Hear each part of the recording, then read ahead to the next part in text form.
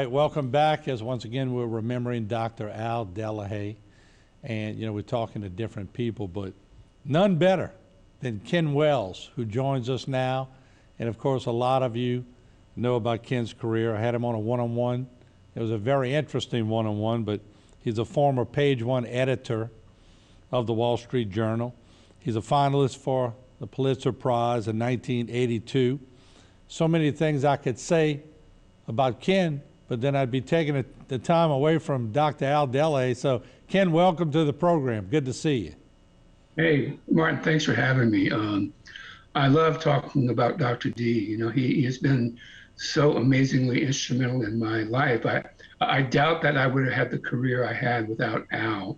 But my favorite description of Al is benevolent drill sergeant. He was tough. He's a taskmaster. And, I've been working at the Homa paper for maybe a year and a half when I signed up for Delahaye's journalism course. Al had just gotten back from Missouri with his PhD.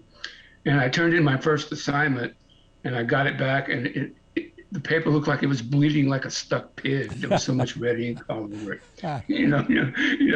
And I'm shocked. I actually think I'm pretty good at this. And who is this guy? What is he trying to do? Demoralize me? Well, Al takes me aside and says, Ken, you can write. You actually have a talent for this. But man, you are lazy. I mean, look at all this stuff. All these are like unforced errors, they say. You need to step up your game, And, I kind of stomped out and sulked for a couple of days. And then, realized that, Al was right. I needed to up my game if I was really going to try to one day play in the big leagues. And,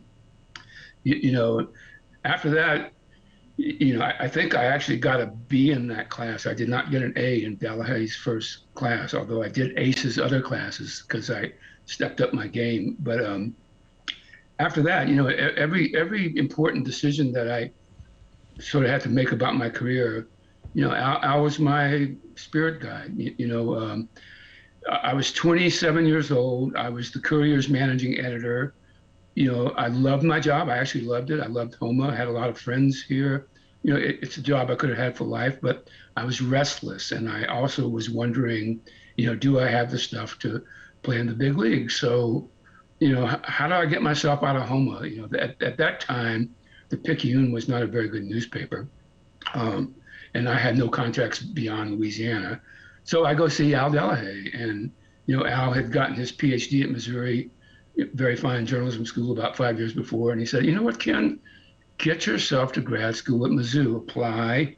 I'll help you get in. I'll write recommendations. Here's what happens up there. Lots of big metro papers, including papers like the Wall Street Journal, the New York Times, the Miami Herald, Gannett, recruit there. So if you go there and you work hard and you do well, you'll get noticed. And I suspect, you'll get a better job. And so I applied with some trepidation. Al had to write a letter on my behalf because my last 2 years at Nichols, I was a scholar. My first 2 years at Nichols, I was a flunk out. So my GPA was not up to Missouri standards. So Al actually had to write the admissions office and say, this guy is smarter than he looks on paper. So please let him in. And of course, I was leaving town with a 7-year-old Chevy pickup truck and $1,200 in the bank, which is all the money I had in the world. That would cover my first semester's tuition. And Al makes a call to his good friend, a guy named Bob Knight, another PhD there, and says to Bob, if you're looking for a news assistant or teaching assistant, hire this guy. I vouch for him. And darn, I get to Missouri and Bob Knight's teaching assistant abruptly quits on the spot. And I walk in and he says, you're Al Delahaye's guy, you're hired. And I mean, what incredible. I mean, I didn't know what I was going to do. I figured I would be a bartender or, work at a service station or something to raise the next. Let me say this, Kent. Let me say this. When we had the 2009, with a couple of minutes left, 2009, they honored him at Nichols, of course, and you know that. His big thing when I was interviewing him is he was so proud of the fact that I was featured on the Wall Street Journal because I stood up for one of my news stories, and you were the one that wrote the story. So two Nichols graduates in journalism are on the same story. Well, I mean, if you think about Al Delahaye's orbit, it's enormous. He has helped and influenced so many people along the route, and again, he's just and Al is just a gentleman. He was always a gentleman and a scholar, and always interested in the world and seriously interested in what you were doing, how things were going, how your career was going, and you know, to me, it was always like just talking to Al was an ego boost. I could tell it was on my side, and I appreciated it every step of Yeah, the one way. final thought. We have about 30 seconds left, but one thing about Dr. Al Delahaye that he did, he let your ambition be the guide. If he saw you had ambition, he put you in the right direction and let you go. Oh, absolutely. He was a taskmaster. He thought you could always do better than you thought you could do, and he wanted you to measure yourself that way. So if you took Al's class and you worked hard to get that A or that B, he was not a pass fail kind of guy in any way.